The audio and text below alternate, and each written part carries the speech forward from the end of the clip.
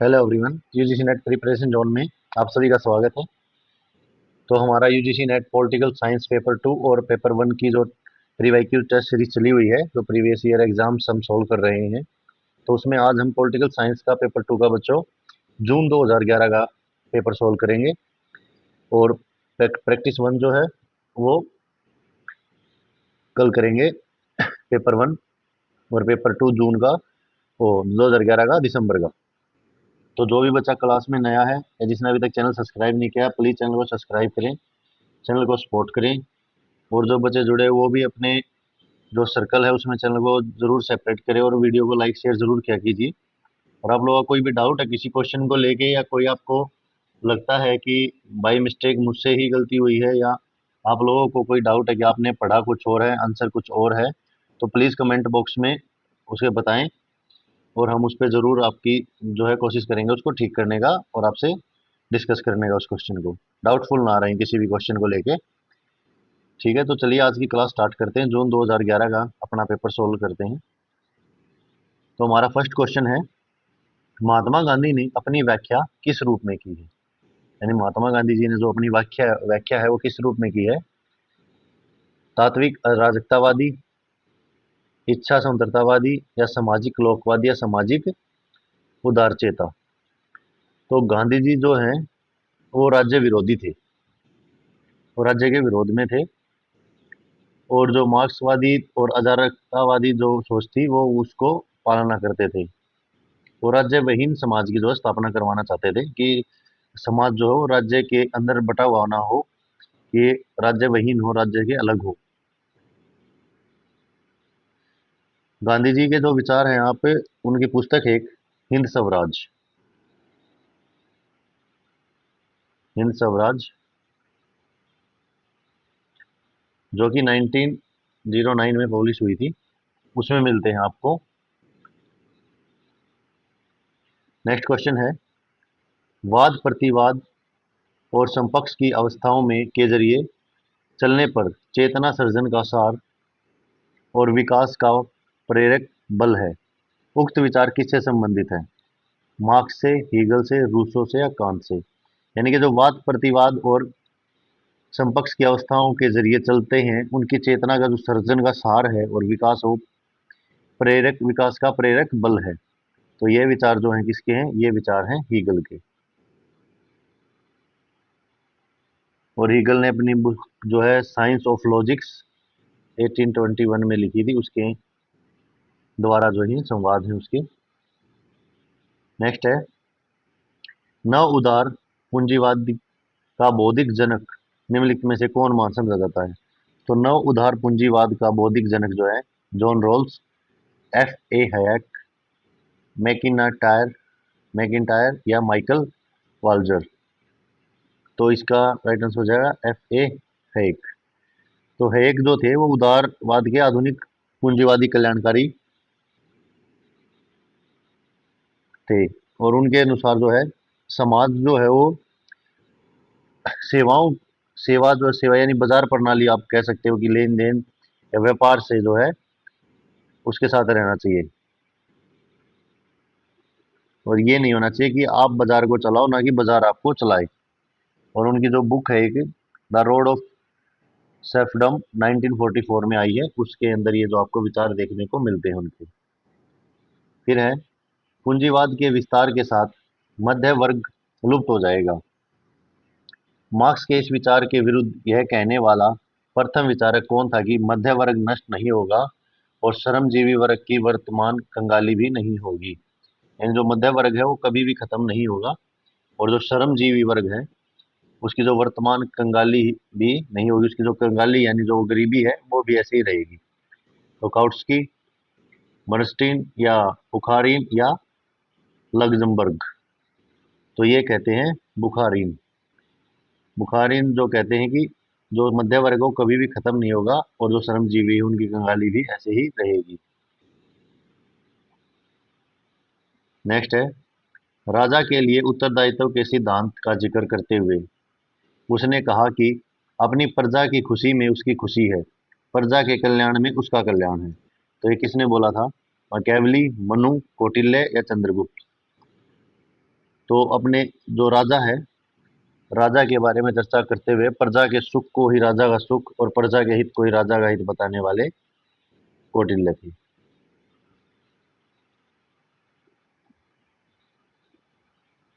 Next है, नीचे कथन दिए गए हैं। अभिकथन है, मैकियावेली चर्च विरोधी था परंतु धर्म विरोधी नहीं। राइट बात है। मैकियावेली जो है, जो पोप पादरी थे जो चर्च को चलाते थे, वो उनके शासन को मना करता था, क्योंकि उस समय जो है चर्च का ही दायित्व था, चर्च ही सर्वोपरि थी। जो भी फैसले लेने थे वो चर्च ही लेती थी, राजा से ऊपर भी जो है चर्च थी। लेकिन चर्च खुद तो नहीं, लेकिन जो पोप पादरी जो चर्च को चलाते वो उनके विरुद्ध था, उनका विरोधी था। चर्च धर्म का विरोधी नहीं था कि वो क्रिश्चियन धर्म का विरोधी, वो धर्म का विरोधी नहीं था। क्योंकि धर्म जो है शांतिपूर्ण व्यवस्था उत्पन्न करता है, शांति भाग्य तथा सफलता लाती है। तो ये दोनों ही बात राइट है, तो आंसर ए करेक्ट हो जाएगा। नेक्स्ट क्वेश्चन है, स्वयंभ्रांत वर्ग के निम्नांकित सिद्धांतों को नीचे दिए गए कूट के सही काल अनुक्रमिक क्रम में व्यवस्थित कीजिए। तो पहले देगा सी राइट्स मिल, फिर है मिसेल्स, फिर पेरेटो, फिर मोस्का। तो इनके सिद्धांत जो हैं, तो जो सी राइट्स मिल है ये देते हैं 1916 से 1962।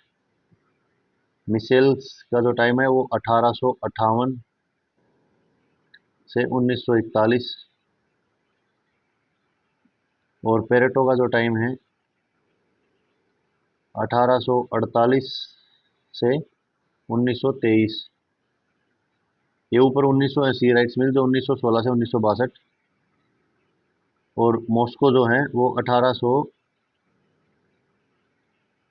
मॉस्को जो है 1858 से 1848 है, और मिसेल जो है वो 1876 से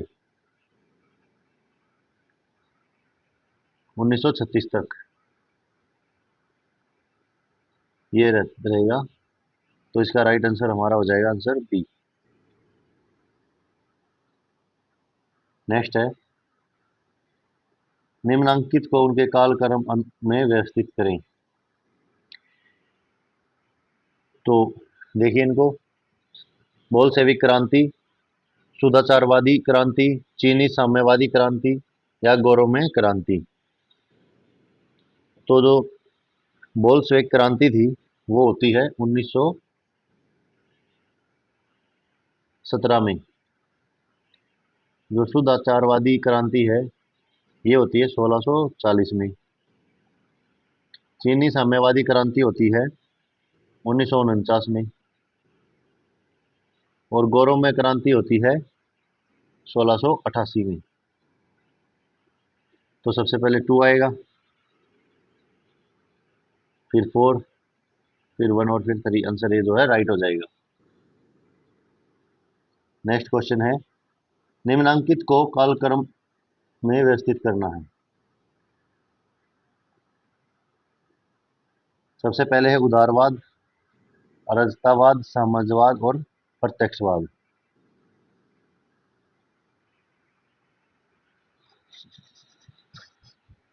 तो इसका सही क्रम क्या हो जाएगा?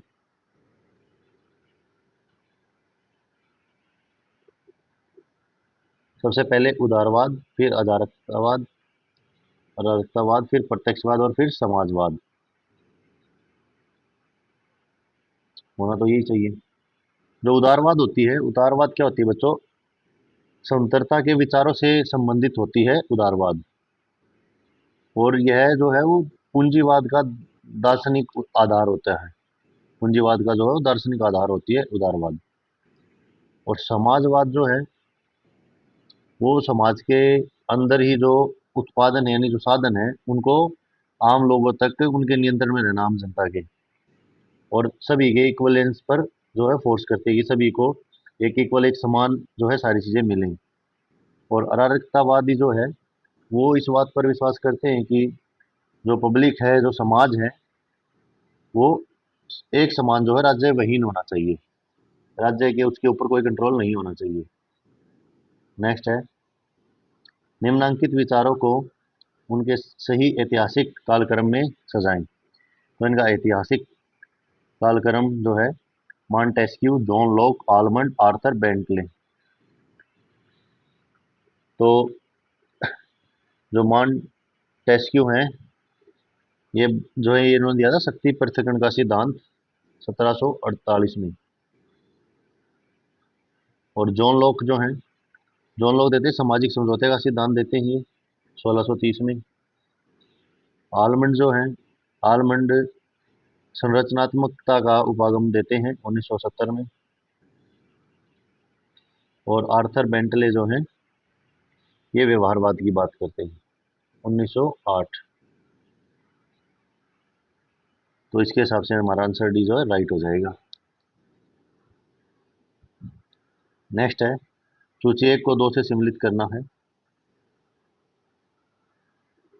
उदारवाद, अराजकतावाद, फांसीवाद और समाज की प्रमुखता। तो उदारवाद जो है वो कौन देते हैं? उदारवाद की बात इनमें से आर.सी. दत्ता। अराजकतावाद की बात करते हैं एम.के. गांधी। और फांसीवाद की बात करते हैं एस.सी. बोस। और समाज की प्रमुखता देते हैं भीमराव अंबेडकर। तो आंसर बी जो है राइट हो जाएगा। नेक्स्ट है, सूची 1 को 2 से सम्मिलित करना है। लोकतंत्र का क्लासिकल सिद्धांत, लोकतंत्र का कार्यविधिक सिद्धांत, लोकतंत्र का आर्थिक सिद्धांत और बहुतंत्र। तो लोकतंत्र का जो क्लासिक सिद्धांत है वो कौन देता है? वो देते हैं ए.डी. लिंडसे।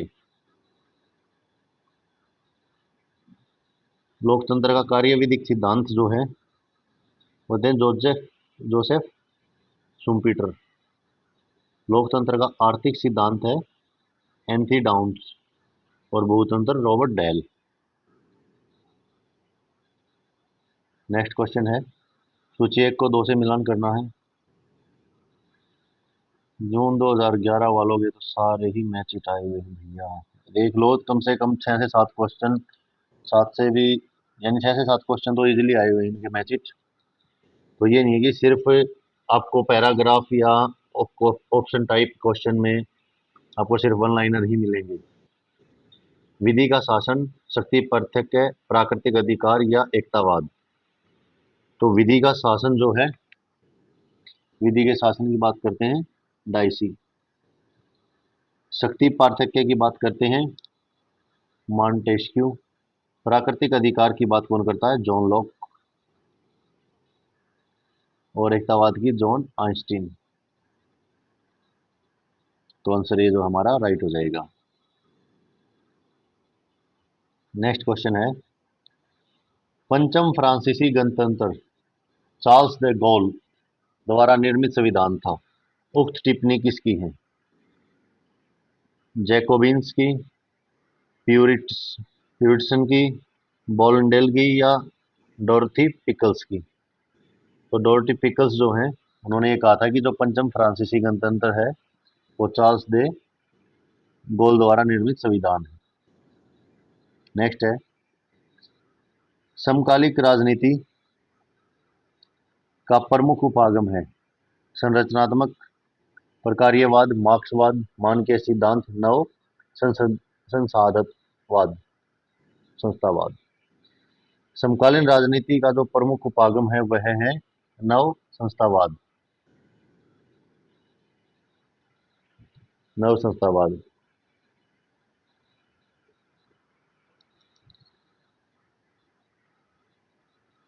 नेक्स्ट क्वेश्चन है, टी.एच. मार्शल का नागरिकता का सिद्धांत निम्नलिखित में से किसके अध्ययन से लिया गया है? तो टी.एच. मार्शल का जो नागरिकता का सिद्धांत है, ग्रेट ब्रिटेन, विकासशील विश्व, यूएसए या पश्चिमी यूरोप।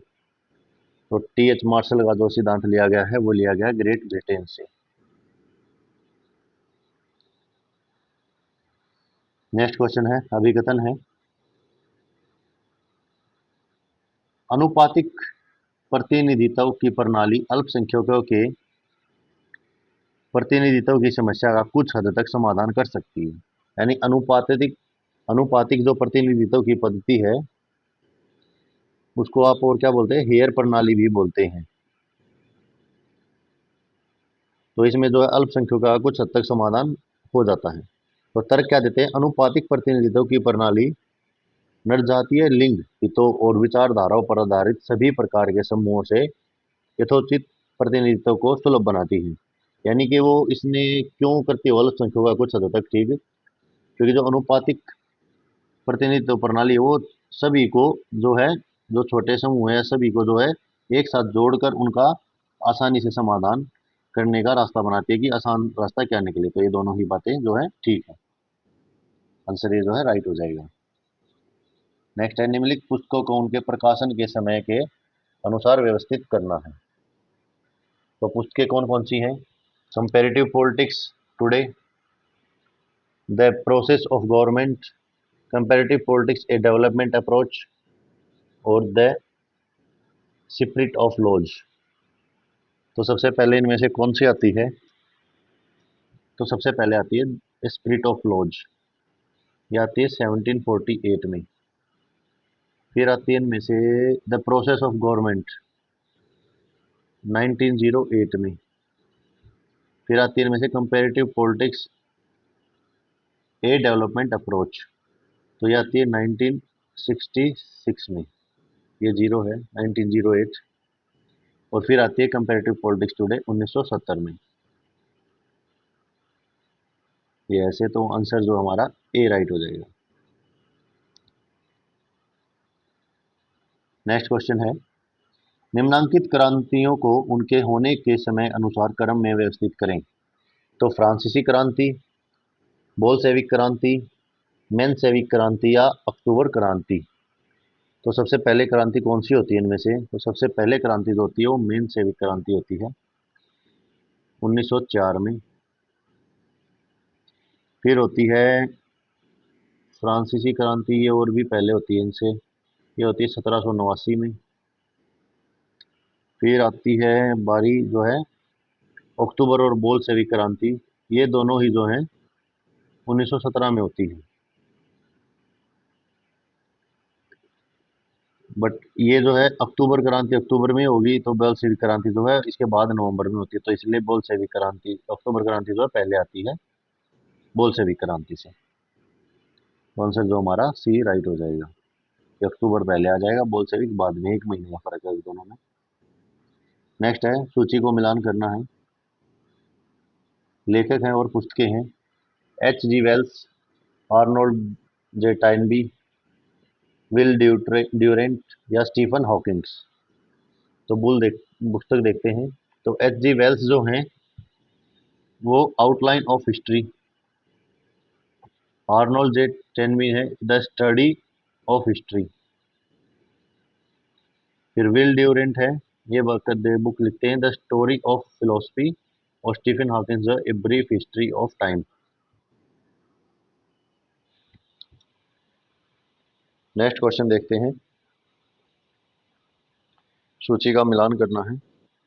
भाई इस एग्जाम में तो मैच चिट के इतने ज़्यादा क्वेश्चन हैं, सबसे ज़्यादा संरचनात्मक, प्रक्रियात्मक उपागम, संचार सिद्धांत, सामान्य व्यवस्था सिद्धांत और त्वरणमूलक विकल्प। तो देखते हैं, जो संरचनात्मक प्रक्रियात्मक उपागम है ये देते हैं गैब्रियल आलमेंड, और संचार सिद्धांत जो है वो करते हैं कार्ल ड्यूस। सामान्य व्यवस्था सिद्धांत जो है वो डेविड ईस्टन, और तर्कमूल विकल्प जो है एंथनी डाउन्स। तो आंसर जो है ए राइट हो जाएगा। नेक्स्ट है, भारतीय संदर्भ में मिश्रित राजनीतिक संस्कृति पदावली का प्रयोग किसके द्वारा किया गया। Rajni Kothari, Francis Frankel, VS. शिगिरकर या मॉरिस जोन्स। तो जो फ्रांसिस फ्रैंकल थे उनके द्वारा भारत में जो है मिश्रित राजनीतिक संस्कृति पदावली का प्रयोग किया गया था। यानी मिश्रित क्रांति वो संस्कृति क्या है बच्चों, यहाँ पे राजनीतिक संस्कृति कि जो बहुत से देशों की अलग अलग संस्कृति मिलकर जो एक नई संस्कृति को जब जन्म देती है, तो मिश्रित राजनीतिक संस्कृति उसको बोलते हैं। फिर है शब्द संघीय अथवा संघ किस में आता है, भारतीय संविधान के, आमुख में, भारतीय संविधान के खंड 3 में, अनुच्छेद 368 में, या भारतीय संविधान में कहीं नहीं। तो जो संघ ये शब्द है, ये आपने पिछले क्वेश्चनों में भी पढ़ा होगा, तो ये भारतीय संविधान में कहीं भी नहीं आता।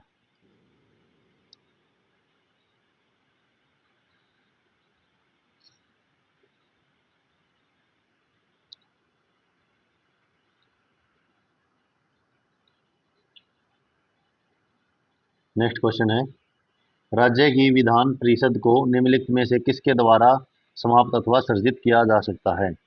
तो राज्य की जो विधान परिषद होती है, संसद की अनुशासन पर भारत के राष्ट्रपति अनुशंसा पर, संबंधित राज्य की विधानसभा, संसद के सरल विधेयक के जरिए, या संबंधित राज्य की विधानसभा की अनुशंसा पर संसद से।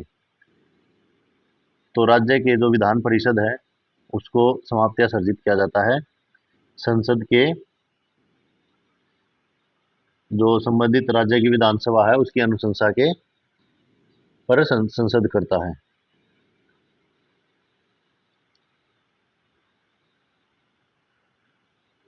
नेक्स्ट है, समाजवादियों और साम्यवादियों ने भारत की संविधान सभा का बहिष्कार किया क्योंकि यह भारत की स्वतंत्रता प्राप्ति के पूर्व गठित की गई थी। स्त्रियों का समुचित प्रतिनिधित्व नहीं था। यह वयस्क मताधिकार के आधार पर गठित नहीं की हुई थी। मजदूर और किसानों का समुचित प्रतिनिधित्व नहीं था। तो समाजवादी और साम्यवादियों ने जो भारत की संविधान का बहिष्कार किया था क्योंकि यह जो है मजदूर और किसानों का समुचित प्रतिनिधित्व नहीं था।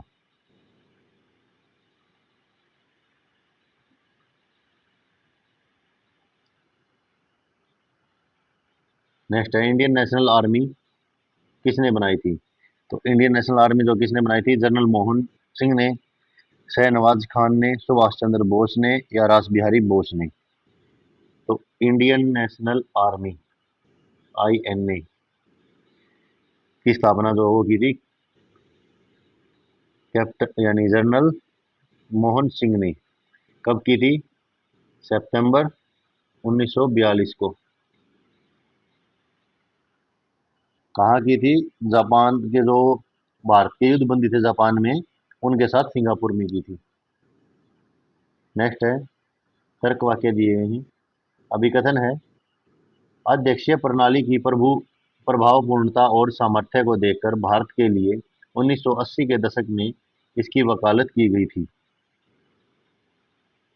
जो अध्यक्षीय प्रणाली थी उसको देखकर भारत में जो 1980 में इसकी वकालत की गई थी क्योंकि एक ही भाव वाले दल भारत में अपने को जीवित नहीं रख सके। जो एक ही भाव वाले दल थे वो भारत में अपने आप को जीवित नहीं रख सके। तो ये दोनों बातें ठीक है, आंसर ए जो है राइट हो जाएगा। और जो इसमें जो गुण थे इस चीज के, यानी क्या क्या इसमें जो थे, तो स्थायी कार्यपालिका थी, संकट काल में उपयुक्त थे, नागरिक स्वतंत्रता की रक्षा थी, और दलबंदी का अभाव था। नेक्स्ट है, राज्यपाल अपने विवेकाधिकार से राष्ट्रपति की मंजूरी के लिए विधेयक रिजर्व कर सकता है। तो राज्यपाल जो है वो किसी विधेयक को राष्ट्रपति के लिए सुरक्षित कर सकता है, किसके अकॉर्डिंग? अनुच्छेद 200 के अकॉर्डिंग। फिर कारण कहता है, भारत का राष्ट्रपति राज्य विधायिका द्वारा पारित विधेयक को पुनः विचार के लिए लौटा सकता है। तो लौटा सकता है, दोनों ही चीजें ठीक है, आंसर ए जो है राइट हो जाएगा। नेक्स्ट है, भारतीय संविधान में निम्नलिखित जिस काल अनुक्रम क्रम में रखे गए हैं वह बताएं नीचे दिए गए कूट का उपयोग करके। तो राज्य में राष्ट्रपति का शासन लागू करना, विवेक की स्वतंत्रता, या राज्य विषय पर संसद द्वारा कानून बनाना, या संविधान का संशोधन। तो जो राज्य में राष्ट्रपति शासन लागू होता है वो किसके अकॉर्डिंग होता है? अनुच्छेद नंबर 356 के अंडर आता है, अनुच्छेद 356 के अंडर। और विवेक की स्वतंत्रता जो है अनुच्छेद 19 में आती है, 19 है ये। और राज्य विषय पर संसद में जो है कानून बनाना है वो अनुच्छेद 249 में। और संविधान का संशोधन जो है अनुच्छेद 368 में। तो अगर इनको उसके अकॉर्डिंग करना, अनुच्छेद के अकॉर्डिंग, तो आंसर जो है बी राइट हो जाएगा।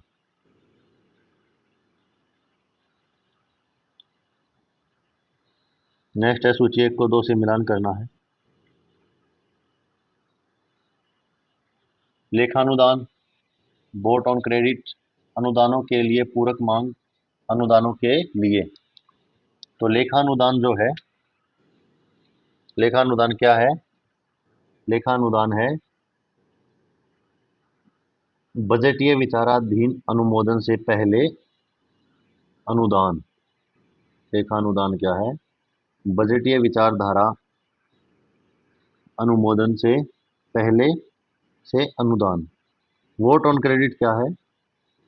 वोट ऑन क्रेडिट है विस्तृत आलोकनों के बिना एक मुश्त धन देना।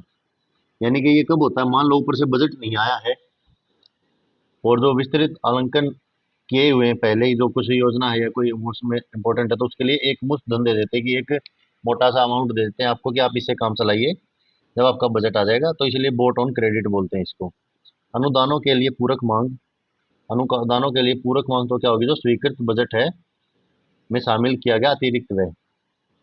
यानी कि जो आपने कोई स्कीम, कोई कुछ भी काम चालू कर दिया किसी राज्य ने, और उसके लिए उसको बजट की फंडिंग की थोड़ी सी कमी रह गई है, तो स्वीकृत बजट में जो शामिल करवा लेती है उसी में, थोड़ा सा अलग खर्चे के लिए।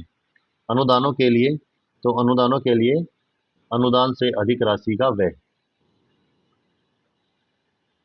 तो अनुदानों के लिए क्या होगा? जो अनुदान है उसके लिए अधिक, उससे अधिक राशि का व्यय, खर्च। यानी निम्नलिखित के अस्तित्व में आने का कालक्रम अनुक्रमिक क्रम पहचानिए। तो स्वतंत्रता पार्टी, मुस्लिम लीग, भारतीय साम्यवादी पार्टी और भारतीय जनता पार्टी। तो ये जब जब अस्तित्व में आए, यानी कब इनकी स्थापना हुई या कब ये अस्तित्व में आए, गठन हुआ इनका, तो उस अनुसार हमको इनको लगाना है। तो देखिए, स्वतंत्रता पार्टी जो है कब बनी थी? ये बनी थी 1936 में। और मुस्लिम लीग की स्थापना कब हुई थी? 1906 में। और भारतीय जनता पार्टी की हुई थी 1980 में। भारतीय साम्यवादी पार्टी है 1925 में। और भारतीय जनता पार्टी है 1980 में। तो इसके अकॉर्डिंग पहले मुस्लिम लीग आएगी। आंसर सी जो है राइट हो जाएगा। नेक्स्ट है, भारत के बिना भारत के बिन आयोगों के निम्नांकित अध्यक्षों को काल अनुक्रम में व्यवस्थित करना है। ये विन नहीं, ये बिन नहीं, ये वित्त पाएगा, वित्त आयोगों को। वित्त आयोग जो है उनको कालक्रम में लगाना है। तो ए एम खुसरो जो है, ये 11वां आयोग था, 11वां वित्त आयोग था 1998 में। एन के पी सावले जो है, ये 9th आयोग था, यह आया था 1987 में। डॉक्टर विजय केलकर जो है, ये 13वां आयोग था, ये आया था 2007 में। और डॉक्टर सी रंगाराजन जो है, ये 12वां था, ये आया था बच्चों 2002 में। तो आंसर जो है सी राइट हो जाएगा। नेक्स्ट है, सूची 1 को 2 से मिलान करना है। भाई ये तो पूरा पेपर ही मैच इट में है। भारत छोड़ो आंदोलन, फॉरवर्ड ब्लॉक, राजाजी फॉर्मूला और आईएनए मुकदमा। तो इनको करो, सम्मिलित करो आप लोग। तो भारत छोड़ो आंदोलन जो है वो कब हुआ? 1942 में। फॉरवर्ड ब्लॉक जो है 1939 में। और राजाजी फॉर्मूला जो है 1944। और आईएनए मुकदमा 1945। तो आंसर जो है सी राइट हो जाएगा। नेक्स्ट देखते हैं, ये भी मिलान करना ही है, सम्मिलित करना है इसको भी। सोचिए, 1 और 2 दिए गए हैं। 1962 के बाद विदेश मंत्री द्वारा चीन का प्रथम दौरा, भारतीय संविधान का व्यापक संशोधन, बस कूटनीति, आर्थिक उदारीकरण। तो 1962 1961 के बाद जो विदेश मंत्री द्वारा चीन का प्रथम दौरा था वो किसके द्वारा किया गया? वो मोरारजी देसाई की सरकार में किया गया। फिर है भारतीय संविधान का व्यापक संशोधन, ये इंदिरा गांधी की सरकार ने किया था। और बस कूटनीति जो है वो अटल बिहारी वाजपेयी जी के सरकार में हुई थी। और आर्थिक उदारीकरण राव वी नरसिम्हा राव की सरकार में। तो आंसर जो है सी राइट हो जाएगा। नेक्स्ट क्वेश्चन है, सूची 1 को 2 से सम्मिलित कीजिए। ये देख लो, डेट, ईयर, थॉट, जो योजनाएं हैं, जो जो नीतियां हैं, ये ऐसे काम आ रही है कि सारा ही पेपर मैच की फॉर्म में आ रखा है। सिंगल वन लाइनर क्वेश्चन तो बहुत कम आए हैं। लोक सेवक जांच अधिनियम, अखिल भारतीय सेवाएं नियम, केंद्रीय सरकारता आयोग, रेलवे सेवाएं नियम। तो लोक सेवा नियम जो है, जांच अधिनियम जो है, यह आया था 1850 में। और अखिल भारतीय सेवाएं नियम जो है 1955 में। केंद्रीय सरकारता आयोग जो है ये 1964 में। और रेलवे सेवाएं नियम जो है 1956 में। तो आंसर जो हमारा बी राइट हो जाएगा। नेक्स्ट क्वेश्चन है, प्रत्यायोजित विधेयक ने योगदान किया है। तो प्रत्यायोजित जो विधेयक है उसने योगदान किया न्यायपालिका के उत्थान में, आधिकारिक तंत्र के उत्थान में, कार्यपालिका के उत्थान में या विधानमंडल के उत्थान में। तो प्रत्यायोजित जो विधेयक है उसने आधिकारिक तंत्र के उत्थान में योगदान दिया है।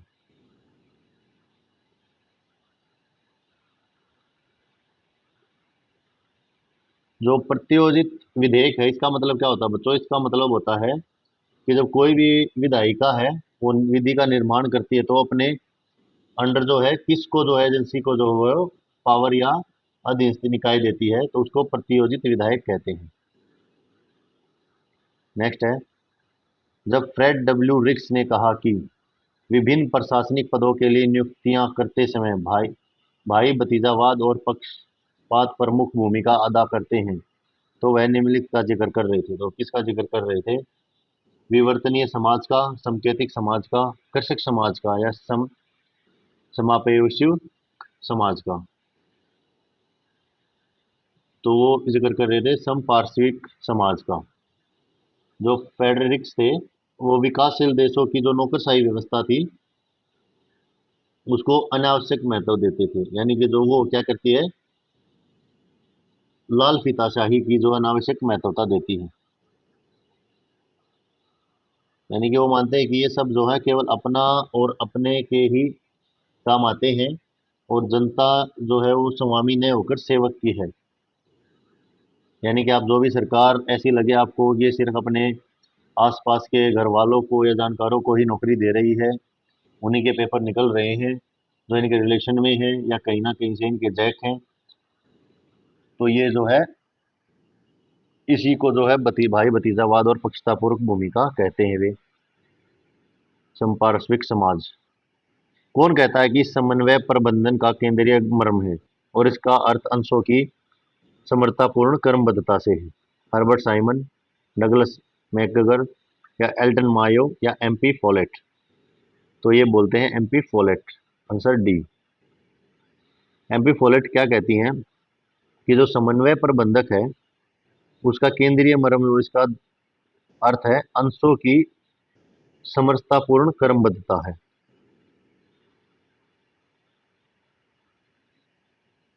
और समन्वय क्या होता है? समन्वय होता है बच्चों जो काफी जो अलग अलग व्यवस्थाएं होती हैं, उसके अलग अलग डिफरेंट डिफरेंट पार्ट होते हैं, उनको सबको एक साथ बढ़ावा देना है, उनके सेंटर में उसको अप्लाई करना।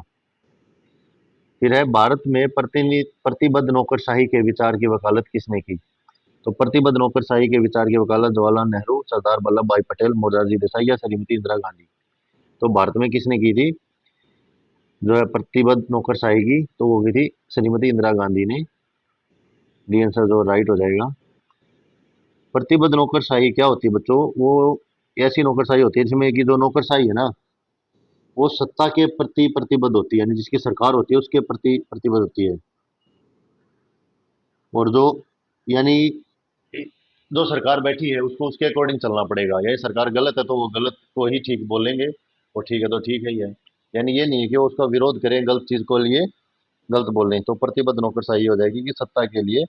यानी वो कटप्पा वाली बात हो जाएगी कि वो सिर्फ कुर्सी के लिए गुलाम है, चाहे कुर्सी पर कोई भी बैठे। फिर अभी कथन कारक दिए गए हैं। हेनरी फ्योल ने लोक प्रशासन और निजी प्रशासन के बीच भेद किया, और वो कहते हैं कि सभी प्रतिष्ठान प्रशासन के एक समान सामान्य नियमों का पालन करते हैं। हेनरी फ्योल ने लोक प्रशासन और निजी प्रशासन के बीच भेद किया। हेनरी फ्योल तो नहीं करते लोक प्रशासन और निजी प्रशासन के बीच फर्क। वो तो एक ही मानते हैं कि जो निजी प्रशासन और लोक प्रशासन है जो एक ही है। तो ए गलत हो जाएगा, तो ए गलत हो गया तो आंसर डी आ जाएगा। आर सकते हैं। नेक्स्ट है, अभिकथन है, व्यवस्था उपागम ने आकस्मिक प्रबंधन को जन्म दिया है। व्यवस्था उपागम जो है उसने आकस्मिक प्रबंधन को जन्म दिया है। इसे आधुनिक संगठन सिद्धांत के नाम से भी जाना जाता है। तो ये दोनों बातें जो ठीक है, तर्क कारण भी, आंसर ए जो है राइट हो जाएगा। नेक्स्ट क्वेश्चन है, सूची एक को दो से मिलान कीजिए। रेसेंस लिकर्ट, चेस्टर बर्नार्ड, क्रिक्स आर्क्सिक और कर्ट लेविन। तो चलिए मैच इट करते हैं।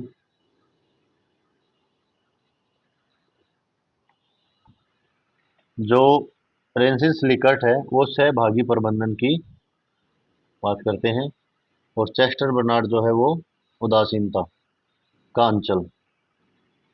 क्रिक्स आर्क्सिक जो अति संवेदनशील परीक्षण, और कर्ट लेविन जो है समूह व्यत्यात्मक।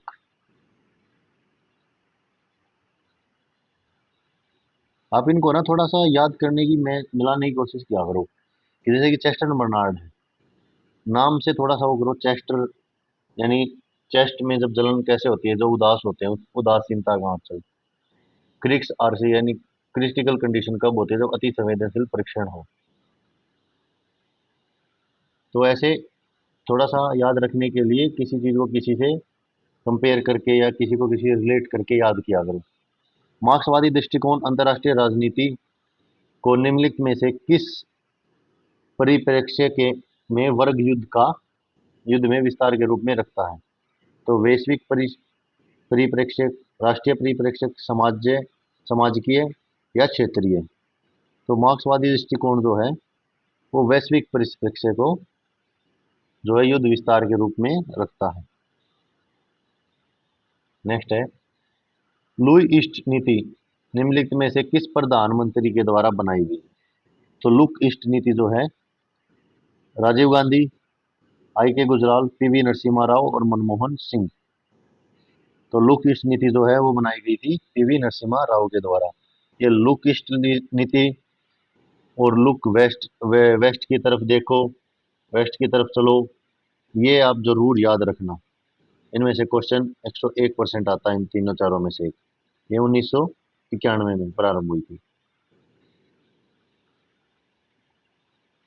फिर है सैनिक औद्योगिक संकुलन, यह वाक्यांश किसने दिया? ट्यूमेन ने, आइजर हार्वर ने, कैनेडी ने या निक्सन ने? तो सैनिक औद्योगिक संकुलन जो है ये दिया है आइजक हार्वर ने, हावर ने। नेक्स्ट है, नीचे कूट दिए गए अभिकथन और कारक हैं। अभिकथन है, रचनावाद इस पर जोर देता है कि अंतर्राष्ट्रीय संबंधों को भौतिक रुकावटों के होते हुए राष्ट्रीय क्रिया और अंत क्रिया में नहीं बदला जा सकता, जैसे कि यथार्थवाद का दावा। ठीक है ये बात। कारण क्या देता है? क्योंकि राज्य अंत क्रिया स्थिर राष्ट्रीय हितों में नहीं आती है। राज्य जो है अंत क्रिया स्थिर राष्ट्रीय हितों में नहीं आते हैं। ठीक है, परंतु इसे क्रिया और रूपों के पैटर्न के रूप में समझा जाना चाहिए, और यह एकात्मकता द्वारा रूप ग्रहण करता है।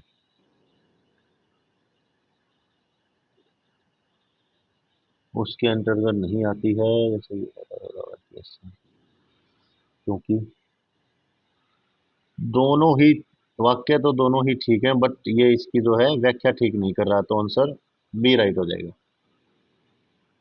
नेक्स्ट है, निम्नांकित को काल क्रमित क्रम में व्यवस्थित कीजिए। वर्साई संधि, वेस्टफालिया की संधि, फिलाडेल्फिया की संधि या वियना कांग्रेस। तो वर्साई की संधि जो कब हुई थी, 1919 में। वेस्टफालिया संधि जो है वो कब हुई है, 1648 में।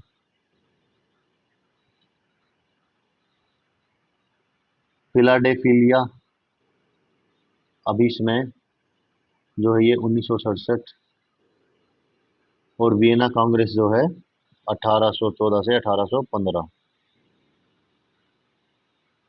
तो इसका राइट आंसर जो है सी हो जाएगा। आज के पेपर में जितने मैच ही इतने तो अब तक के सारे एग्जाम्स में मिला के भी नहीं। बाकी अच्छी बात है, आपको important important date time thoughts पता चल रहे हैं, इनको नोट डाउन जरूर करें। अब तक आयोजित निम्नांकित पृथ्वी शिखर सम्मेलनों को क्रम में लगाना है। रियो डी जेनेरियो, कोपनहेगन, कोयटो और बाली। ये क्वेश्चन 48 क्वेश्चन मैं आप लोगों के लिए छोड़ता हूँ कि ये कौन किस ईयर में हुए थे, उनको कालक्रम में लगा के आप कमेंट बॉक्स में इसका आंसर जरूर देना। आंसर देना और ये नहीं कि छोड़ दिया। नेक्स्ट क्वेश्चन है, सूची एक को 2 से मिलान करना है। संतुलन सिद्धांत, वास्तविक सिद्धांत, क्रीड़ा सिद्धांत और संरचना सिद्धांत। तो संतुलन सिद्धांत जो है वो कौन देते हैं, जॉर्ज लिस्का। वास्तविकता का सिद्धांत देते हैं हैंसन जे मर्गनथाउ। क्रीड़ा सिद्धांत देते हैं थॉमस सी सेलिंग। और संरचना सिद्धांत देते हैं कार्ल ड्यूस। तो आंसर जो है सी राइट हो जाएगा। नेक्स्ट है, सूची एक को 2 से मिलान करना है। लास्ट क्वेश्चन तो सिंपल दे देते। स्टेनले हाफमैन, आई एच कोर, के जे हाल्स्टी, हैंस जे मॉर्गनथाउ। तो स्टेनले हाफमैन जो हैं वो करते हैं contemporary theory of international relations. I H Carr जो हैं the world between two wars. K J Holsti जो हैं इंटरनेशनल पॉलिटिक्स। और NJ Morgan politics among nation. Answer D जो है राइट हो जाएगा। तो ये था बच्चों हमारा जून 2011 का पेपर। कल करेंगे हम दिसंबर 2011 का पेपर। और आप लोगों को क्लास कैसी लगी प्लीज़ कमेंट में करके बताएं। और क्लास को प्लीज़ शेयर और लाइक ज़रूर किया कीजिए। और चैनल को सब्सक्राइब करवाओ। आप सभी लोग सपोर्ट करो, वरना चैनल भी बैठ जाए और हम भी। तो प्लीज़ सपोर्ट चैनल और अपनी तैयारी कंटिन्यू रखें। Thank you.